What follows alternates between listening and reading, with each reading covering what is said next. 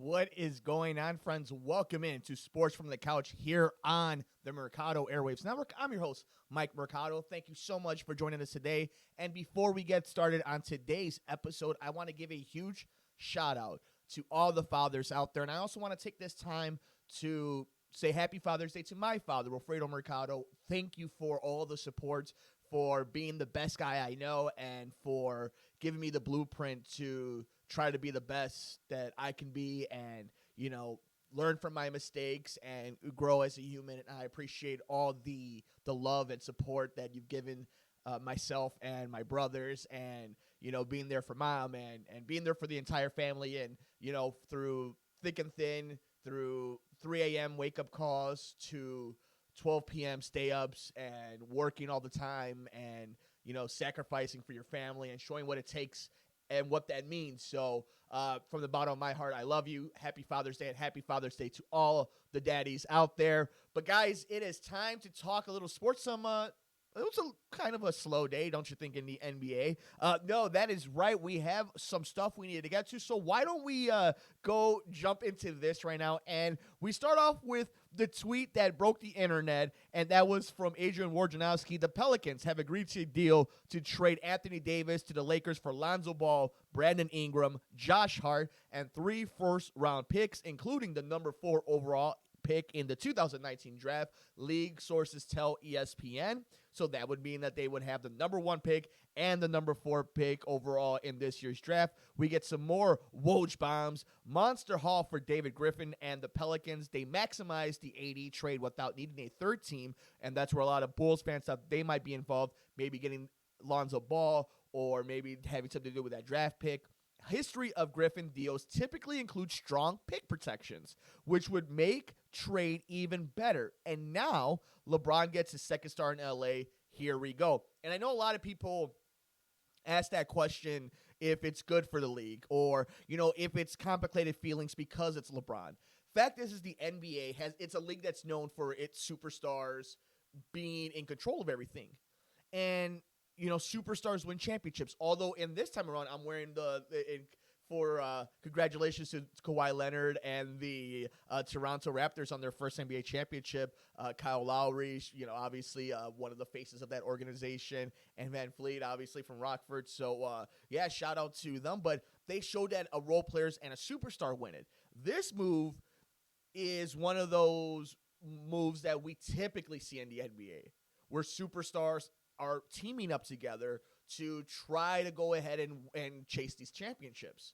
Now, obviously, with what's going on with Golden State, and we'll get into all that in just a little bit, this is a move that we all thought was going to happen. We all knew LeBron wasn't going to go to LA without this type of backup. And they couldn't wait throughout free agency. They really, LeBron being in his mid-30s, and him, kind of towards the end of his career with the kind of season the Lakers just had, they had to go all in as soon as they possibly could. Woj also would drop this little nugget. Teams are already expressing significant interest in the number 4 overall pick belonging now to the Pelicans. League sources tell ESPN. Talks are expected to continue over the next few days. This deal could even get bigger for the Pelicans. So again, are they going to – it'd be crazy if they got Zion with the number 1 pick, and then also when Young still with that number 4 overall pick. I mean, when you really think about it, it's a young roster as is, with Ball, with Ingram, with would-be Zion, with Hart. Like, this isn't a veteran team. So you would assume that maybe the idea is there to try to get somebody, maybe a Kemba. I mean, I know there's a lot of talks about Kemba going to the Lakers, but we go ahead. Let me get some of these bad boys off the screen for me, and we jump into another Woj bomb. For now, expectations, Anthony Davis trade will be completed on July 6th. League sources tell Bobby Marks 42 and me, assuming Davis declines to void the $4 million trade bonus. This leaves the Lakers with $23.7 million in cap space. There's a chance that could be amended to July 30th, but it's still the 6th now.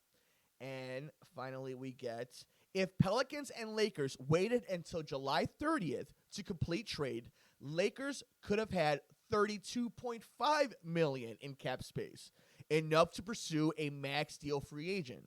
By waiting 30 days, Lakers would be acting like a team over the cap and thus allowed to use the 4th overall pick in draft as salary.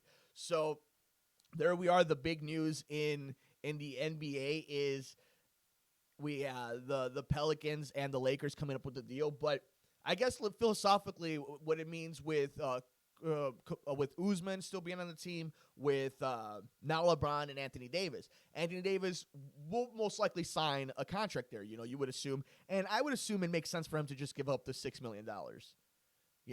I would think so, to help him try to bring in another max. And the big thing is, and we'll get into the free agents in just a second, but let's talk about this for 1 minute. The conversation being had is it good or bad for the league that the agents are kind of dictating things, the players are dictating things? That's the NBA. It's a superstar-driven league. Whether you like that or not, it is what it is. And I think if you look around other sports, there's a reason why the NBA as a league is very entertaining.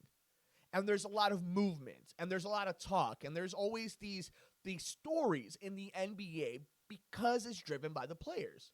Now, if you look at the NFL may be king of the sports in the United States. A lot of that has to do with gambling, though, and a lot of it has to do with the events, the fact that there's only X amount of games in a season, the fact that it's one and done in the playoffs. But the superstars in our country are basketball players. Those are the rock stars, and there's a reason why the league's been so successful. And this trade, as much as whatever your feelings may be towards the Lakers organization, towards LeBron James, Magic Johnson, Rob Pelinka, everything that's kind of happened in between then, it's a big move for the league. Would the league have rather have had, let's say, the Knicks or the Nets kind of make a move like this? I'm sure they would have. That's a team that's struggling right now, and LeBron still brings a market to the Lakers. But as a roster sake, I mean, it makes for entertaining matchups. Now, again, it's the Lakers, so that means marketing-wise and on television network-wise, it's not going to help them as much because it's still late night. They want East Coast teams to be good. And the Toronto market doesn't account for the United States as a measurement, so you don't get credit for that. So it was a big move in the Western Conference. So what does this all mean, again, philosophically for it? It's what the league is. And again, LeBron James wouldn't have gone to the Lakers without this type of plan. Say what you will, but that's what it was. That's what happened. And I'll be honest, coming from a Chicago Bulls fan perspective, it's very frustrating, and we'll get to why in the free agency. All these moves are being talked about. All these potential scenarios are going to happen. And the Bulls are in none of these talks. And if I was to tell you, do you trust that nucleus of those three with and maybe four, Wendell Carter, Lauri Markkanen, and Zach LaVine, do you trust that team? Do you think that that's a team that you're going to have moving forward? You're going to get rid of Chris Dunn. So, I mean, the Lonzo thing made sense in this standpoint. There's bigger upside with him. You're not too sure where the ceiling is for Lonzo Ball. I'm not the biggest of a Lonzo Ball fan when it comes to what I've seen on the court. Like, I think he's pretty good defensively. He's got good ball handling skills. But in today's NBA, I do want a point guard that does know how to shoot, that can get his own shot, that makes it matter. You can learn that, though, I think. Maybe you can learn that in today's NBA. But, they're not in any of these talks. And they're nowhere in these type of positions.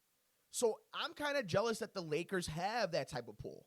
I'm kind of jealous that LeBron has that type of pull, and you don't see that with the Bulls. And, you missed the last episode of Sports from the Couch with friend of the show, Paul Shivari. I even mentioned it with the Good Brother, Alex Mercado, on the last Good Brothers episode, that it upsets me that Derrick Rose got so much flack to come back from his injury after we saw with the torn ACL with Klay Thompson and the ruptured Achilles from Kevin Durant. These players know their own bodies, right? But the one thing I will say against Derrick is he didn't recruit, and he didn't pull the strings that he had because he's beloved in the NBA. Derrick Rose is loved in this league, and he didn't do anything to really recruit players. So you can't be mad when they're doing what they do to help them win a championship. If we're going to measure these players by how many championships they win and their legacy, then we have to be prepared for them trying to do whatever it takes to win championships to cement their legacies. Now, I get it. I would love for it to stay with your drafted team, win a championship, grow. But That's not how it's ever been, really, in the last 20 years. Excuse me while I take a little sip of a tea on the Mercado Airwaves cup.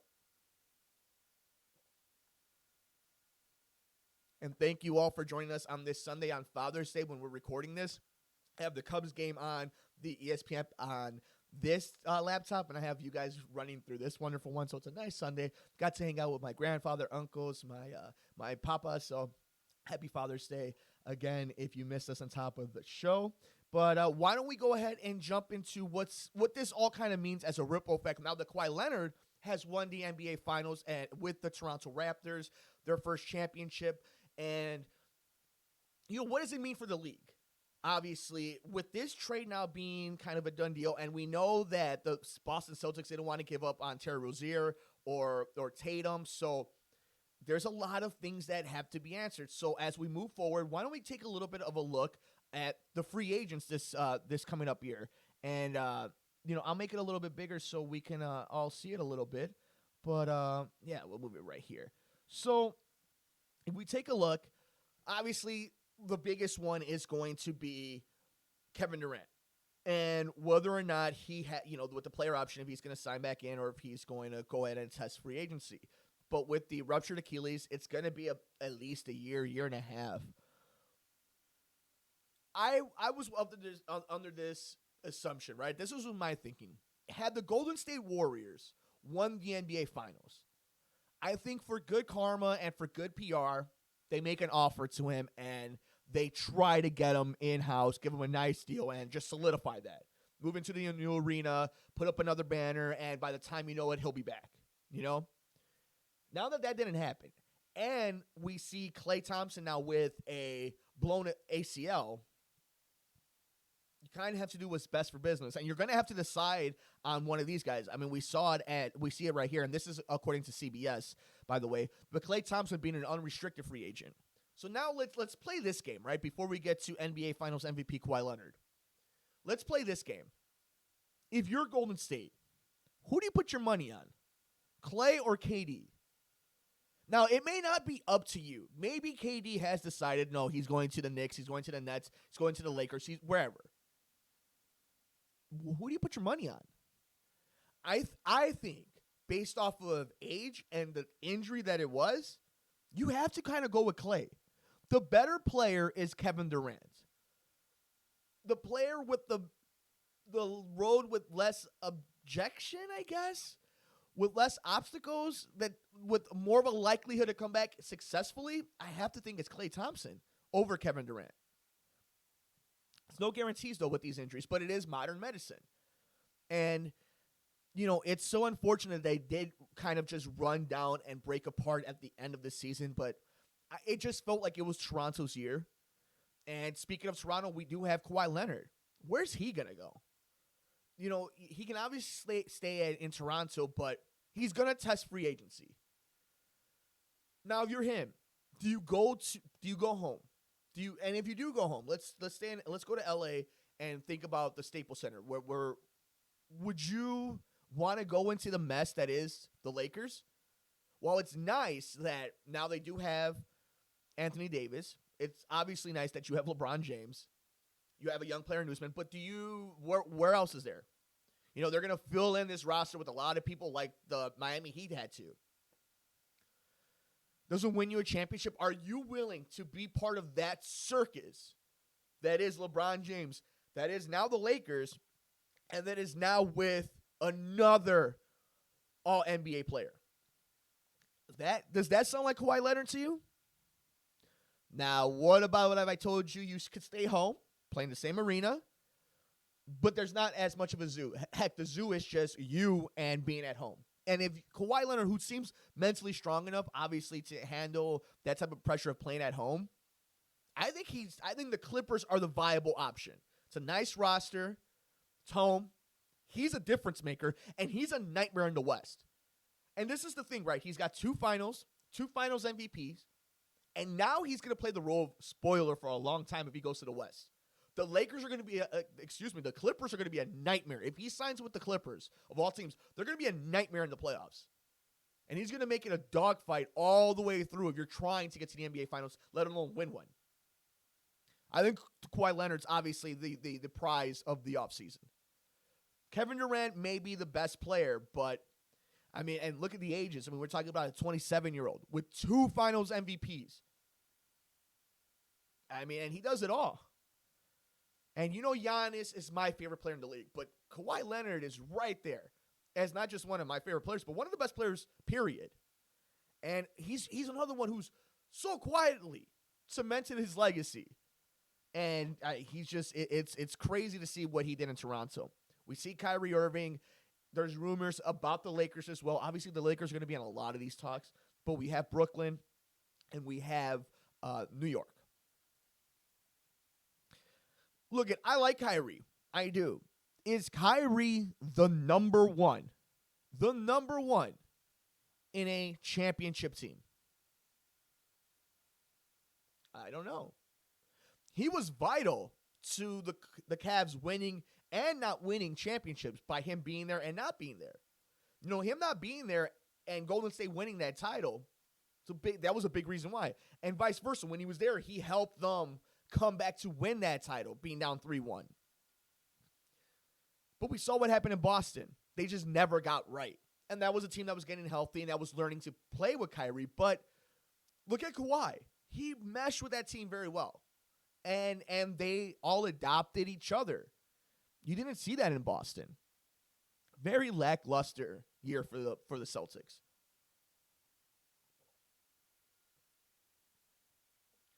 So, but it's interesting because if you look at Kemba Walker, right? I love Kemba Walker. 2 years older than Kyrie, but doesn't have as many miles when it comes to NBA games, NBA playoff games, NBA finals games. Doesn't have as many pressure minutes on himself.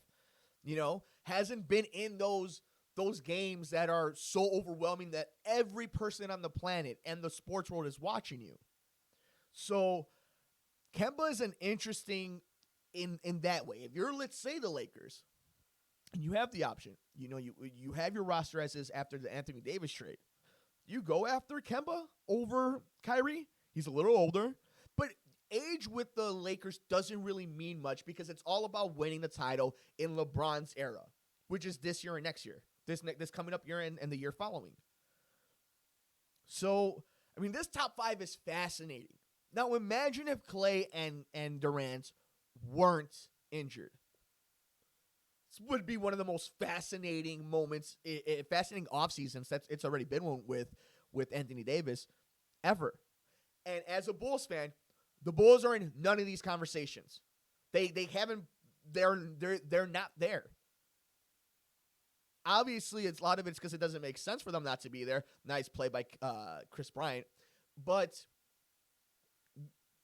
they're not in any of this. And this is today's NBA, how you have to do things. And they're never gonna be in this position. Why don't we go down a little bit past? That was 1 through 5. Why don't we see what else they have here?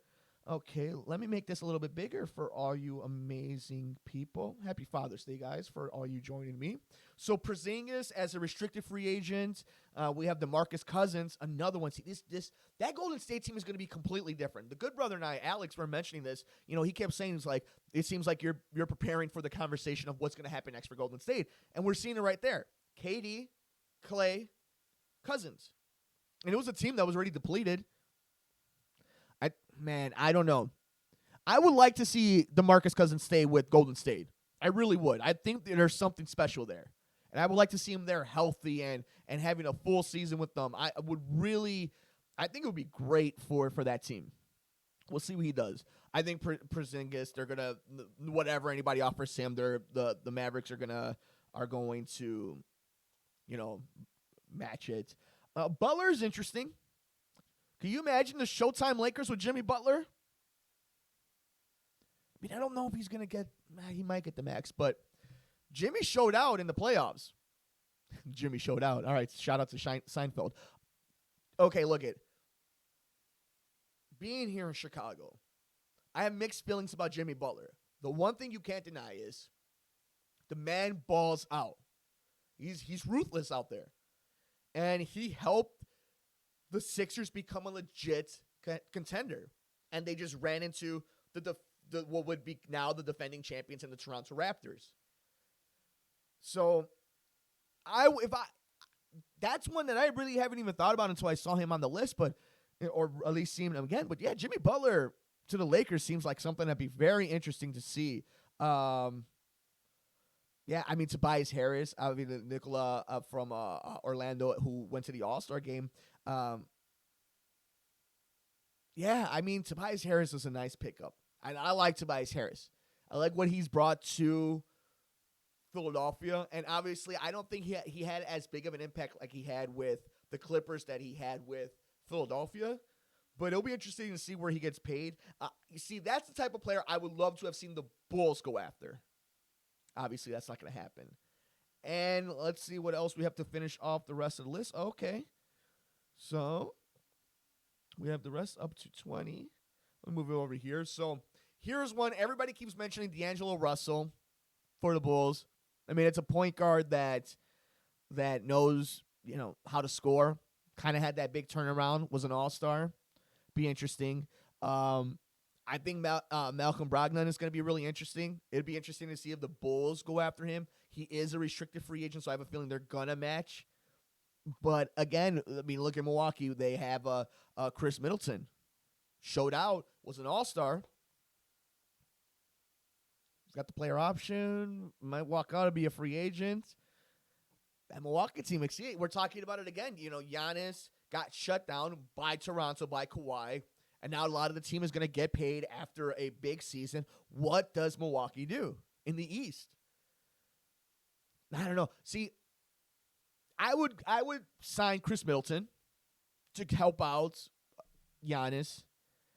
Malcolm Brogdon is nice because you obviously need a guard, but I feel like you can't teach height, and I know that's dumb in today's NBA, but I would go and help out, just gives another body down there to help out Giannis, and you just got to find a sharpshooter. I think that's what it comes down to. Al Horford, Marc Gasol, shout out to Marc Gasol finally winning an NBA title. My family, we're Gasol fans, and to see him just kind of go from the Memphis Grizzlies being a lifer there to now winning an NBA championship is pretty cool. Julius Randle, player option. I like Julius Randle. Again, another forward that will they need him there now after all these moves? Maybe he signs in. Brook Lopez, gonna be interesting if Milwaukee wants to invest him as he's getting older. He can only do so much. He did incorporate the three in his game, but there's no guarantees that he's going to be able to continue as a big man at 32 years old in today's NBA. DeAndre Jordan and Bogdanović from the Pacers. But, yeah, I mean, it's, again, a strong list. And there are some names you are seeing linked with the Chicago Bulls. But, it's not strong enough to make you believe that they're really going to go after some of these guys. But this top-tier list, I mean, when you look at it, it's filthy. That's a lot of these – this is Hall of Fame. This is Hall of Fame stuff right here. But I don't know. If I had to kind of just start taking guesses right now, Kevin Durant goes to the Knicks. The Knicks are going to give him a deal. Why not? Wait for it. You're going to sell the jersey. The fans will wait. The Eastern Conference will be a little bit easier. Stay with it. I think Kawhi goes with the Clippers. I think Kyrie signs with the Lakers. That was my first instinct. I think Kemba, it wouldn't be bad for the Hornets just to re-sign Kemba Walker. It really wouldn't. Now, whether or not that happens, maybe he goes to the Clippers as well. Maybe he goes to the Lakers. But I'm going to say he stays with the Hornets. And Klay Thompson, I think Klay Thompson stays with Golden State. I think Golden State helps him recover, and he comes back, and I think that's what it ends up. But, yeah, that's kind of where I'm at right now, and it's going to be a totally different NBA. But it's been a fascinating offseason. Think about how fascinating the NBA Finals were. Now, think about how fascinating it's going to be after this draft, the draft coming up. We'll see if any trades are made. We'll try to do a watch along. We'll see how that goes, and we'll do one on Twitch and whatnot. But yeah, that's going to be an interesting one. And then obviously what's going to happen with free agency. But we've already had the first domino with Anthony Davis being traded to the Los Angeles Lakers. But I think that's pretty much it for today's edition of Sports from the Couch on a Father's Day. Thank you all so much for joining us. We really appreciate you making us a part of your day. And again, Thank you to all the fathers out there, and thank you to Alfredo Mercado. Love you so much. Happy Father's Day. Make sure you're following us all over the socials. I'm on Twitter at mmercado2333. You can like us on Facebook at Mercado Airwaves. I'm on Instagram, instagram.com/MikeMercado2333. What else we got? Find all the podcasts, wherever you get your favorite podcasts, like, rate, review, and share us. Just look it up at Mercado Airways. You can get our interviews with athletes and celebrities ad-free and before anybody else at patreon.com/Mercado Airwaves. What else do we have?